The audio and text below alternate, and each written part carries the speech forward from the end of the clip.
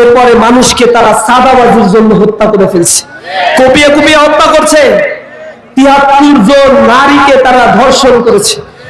২-৩ দিন আগেও মিরেশ্বরায় সপ্তম শ্রেণীতে অধ্যয়ন করা একজন বোনকে ছাত্র দল, যুব দল, বিএনপির নেতাকর্মীরা একসাথে সংঘবদ্ধভাবে তারা ধর্ষণ করছে। ইন্না লিল্লাহি ওয়া ইন্না ইলাইহি রাজিউন। কত নিকৃষ্ট পশু আর জন্তু জানোয়ার তারা।